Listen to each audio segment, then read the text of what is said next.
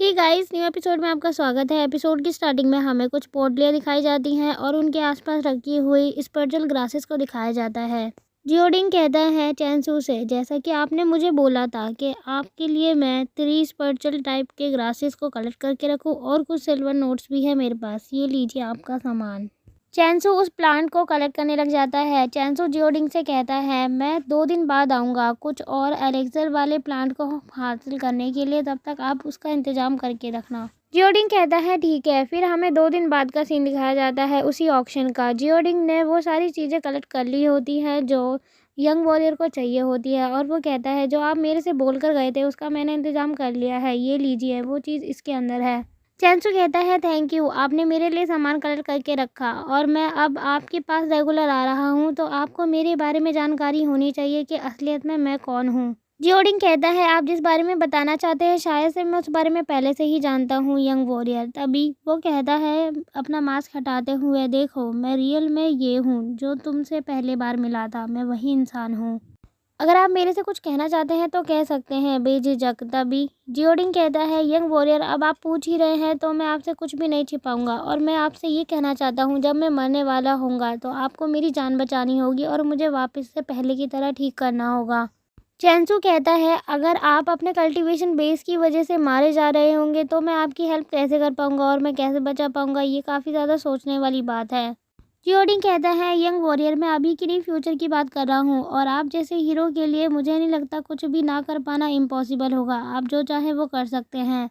और जब वो ये बोल रहा होता है उसके हाथों में पोटली होती है। तभी चैनसू उस पोटली को लेता है और वो कहता है वैसे ये पोटली काफ़ी ज़्यादा साधारण नहीं लग रही है, इसे मैं रख लेता हूँ और कोई बात नहीं, अगर आप चाहें तो मेरी हेल्प ले सकते हैं फ्यूचर में, मैं आपकी हेल्प करने के लिए रेडी हूँ। और वैसे मेरा रियल नेम चैनसू है और आप मुझे रोंग हुआ बिल्डिंग के आसपास देख सकते हैं या ढूंढ सकते हैं, मैं आपको वहीं मिलूंगा, जब भी हेल्प की ज़रूरत है आप मुझे याद कर लेना। जियोडिंग तभी कुछ सोचने लग जाता है और वो उस समय को याद कर रहा होता है जब वो एक बूढ़े इंसान से मिला होता है। वो बूढ़ा इंसान उससे कहता है कि जब ये ट्रिपॉड हिलने लगेगा तुम समझ जाना कि तुम्हारा जो वक्त है वो तुम्हारे पास आ रहा है और जो तुम्हारे साथ होने वाला है वो घट कर रहेगा। और जियोडिंग अपने मन में कहता है ओल्ड मैन टियानजी ने जो मुझसे कहा था वो जल्द ही सच होने वाला है और वो वक्त भी आने वाला है।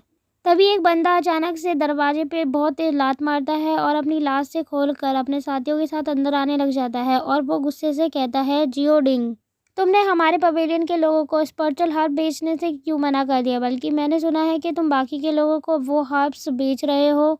जियोडिंग कहता है आपको कोई गलतफहमी है, वो जो हर्ब है वो बेचने के लिए नहीं है। तभी वो बंदा चिल्लाते हुए कहता है तुम झूठ बोलना बंद करो, एक्चुअली तो ये बात है कि तुम उसे हमें बेचना ही नहीं चाहते, तुम ये सारा किसी एक को ही बेचना चाहते हो, तभी तुमने पहले से बुक कर रखी है उसे।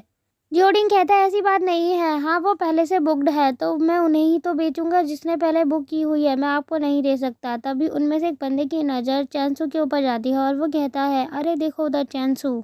उनके ग्रुप की एक लड़की कहती है अच्छा तो ये वही इंसान है जिससे तुम सनसेट माउंटेन पर मिले थे। तभी वो जो गुस्से वाला बंदा होता है वो कहता है तो ये वो इंसान है जिसकी वजह से वोंगडा की मौत हुई है और हमें ये न्यूज़ आई थी, बल्कि वोंगडा तो एक मिशन पे गया था सनसेट माउंटेन पर।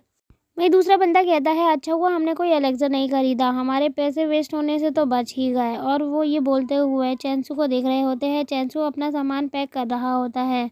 चैनसू उन लोगों पे ध्यान नहीं देता और वो शांति से अपना काम कर रहा होता है। तभी उनमें से एक बंदा आगे बढ़ता है और चैनसू के कंधे पे हाथ रखते हुए कहता है ए लड़के चलो तुम मेरे साथ। तभी चैनसू पीछे मुड़ता है और वो कहता है तुम यहाँ से चले जाओ। तभी वो बंदा कहता है ये मेरी बात मेरे को ही रिपीट कर रहा है, ज़्यादा बकवास ना करो, मैं कह रहा हूँ ना तुम मेरे साथ चलो। और तभी चैनसू को गुस्सा आ जाता है। चैनसू उसे एक पंच करता है और वो कहता है कुछ लोगों को मुँह की बातें समझ नहीं आती, तभी वो पिटना पसंद करते हैं।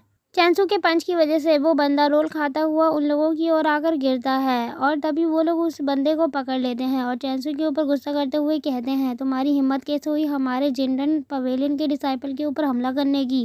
चैनसू उन लोगों की बात सुनते ही उन लोगों के ऊपर भी हमला करने के लिए आ जाता है और वो लोग मिलकर फाइट करने लग जाते हैं। पीछे से जियोडिंग उन्हें रोकने की कोशिश कर रहा होता है और वो कहता है प्लीज़ लड़ाई करना बंद करो। चैनसू उन लोगों को लगातार पीट रहा होता है और पीटने के कुछ देर बाद वो लोग शांत हो जाते हैं और वो बहुत ज़्यादा बुरी हालत में बैठे होते हैं और चैनसू से माफ़ी मांगते हुए कहते हैं अब हमें फ़ाइट नहीं करनी, प्लीज़ रुक जाओ। तभी चैनसू माउस को निकाल लेता है और वो कहता है, तुम लोग मेरे को लूटने की कोशिश कर रहे थे, अब मैं तुम्हारे साथ क्या करूं। और इतना कहते ही वो उस बंदे के ऊपर उस माउस को छोड़ देता है। ट्रेजर हंटिंग माउस की वजह से वो बंदा डर जाता है। तभी ट्रेजर हंटिंग माउस उन पोटलियों पर जाकर गिरता है और तभी चैनसू उन पोटलियों को उठा लेता है और वो कहता है, अच्छा तो तुम्हारे पास इतना सारा सामान है, तुम लोग तो मुझे फालतू में ही परेशान कर रहे थे। चिंता मत करो, अब ये पोटली मेरी हुई तुम्हारे हर्जाना के रूप में, क्योंकि तुम लोगों ने मुझे बहुत ज़्यादा परेशान कर दिया था। तभी वो बंदा रो रहा होता है और वो उस पोटली को नहीं देना चाहता। चैनसू आगे की ओर घूम जाता है और वो कहता है, ये तुम लोगों की गलती का नतीजा है, इसीलिए ये पोटली अब मेरी हुई, मैं तुम्हें वापस नहीं करूँगा। इसके बाद हमें कुछ स्पिरिचुअल हर्ब्स को दिखाया जाता है जिसके अंदर से एनर्जी बाहर निकल रही होती है और ये सब चैनसू की वजह से होता है। चैनसू कहता है, अभी भी मेरी बॉडी की स्ट्रेंथ काफ़ी ज़्यादा नहीं हुई है, मुझे फिजिकल स्ट्रेंथ को बढ़ाने के लिए बहुत ही अच्छे तरीके से प्रैक्टिस करनी होगी, वरना मैं आने वाली मुसीबतों का सामना नहीं कर पाऊंगा। और वो कल्टीवेशन करते हुए कहता है, मैं जिंडन पवेलियन के डिसाइपल के ट्रीजर की वजह से खुद को इंटेंट रिल्म तक ब्रेक थ्रो कर सकता हूँ और ऐसा करना मेरे लिए मुश्किल नहीं होगा। और मुझे नहीं पता ब्रेक थ्रो करने के बाद मेरी ज़िंदगी में क्या क्या नए नए सरप्राइजेस मिलने वाले हैं और क्या क्या चेंजेस होने वाले हैं। इसके बाद हमें जिंडन पवेलियन के उसी डिसाइपल को दिखाया जाता है। उसके फादर उसे डांट रहे होते हैं और मार रहे होते हैं और वो कहते हैं, तुम एक कबाड़ हो और कुछ नहीं। तुम्हें मैंने एलेक्सर खरीदने के लिए भेजा था, लेकिन तुम एलेक्सर तो लेकर नहीं आए, साथ में अपना सामान लुटवा के आ गए दूसरों के हाथों। अब तुम यहाँ से वापस चले जाओ। मेरे एलेक्सर और जितने भी ट्रेजर जिसके भी पास है, तुम उस लड़के को यहाँ पर पकड़ के लाओ और वो सामान भी वापस आना चाहिए। अगर तुम ऐसा नहीं कर पाओगे तो तुम्हें पता है ना तुम्हारे साथ मैं क्या करूँगा। मैं उस लड़के को ख़त्म करना चाहता हूँ और उसके कई पीसेस करना चाहता हूँ। उसे मेरे सामने हाजिर करो। और ये बहुत ही ज़्यादा वो चिल्लाते हुए और गुस्से से कह रहा होता है। तभी हमें बाहर की ओर का सीन दिखाया जाता है। दो लोग बैठे हुए होते हैं। दो लोग आपस में बात करते हुए कहते हैं। एक बंदा दूसरे से कहता है, क्या तुमने सही से सुना अभी जो मैंने सुना? दूसरा बंदा कहता है, हाँ मैंने अपने कानों से एकदम क्लियरली सुना है। और वहीं दूसरा बंदा कहता है, ठीक है, फिर तुमने भी सुना और मैंने भी सुना, फिर हमें इसके बारे में यून फैमिली को इन्फॉर्म कर देना चाहिए और उन्हें ये बताना चाहिए कि उन्हें बस थोड़ा सा वेट करना पड़ेगा और बैठकर ये देखना होगा कि यहाँ पर क्या हो रहा है। जो भी होगा उसका बेनिफिट हमें ही मिलने वाला है, इसीलिए हमें कुछ देर शांत रहने की ज़रूरत है। उनकी बातों को सुनकर ऐसा लगता है जैसे कि वो जासूस है। और इसके साथ ही एपिसोड यहीं ख़त्म होता है। थैंक्स फॉर वॉचिंग गाइस, और कमेंट में बताएं आपको वीडियो कैसी लगी। अगर आप नेक्स्ट एपिसोड देखना चाहते हैं तो प्लीज़ हमारे चैनल को सब्सक्राइब कीजिए।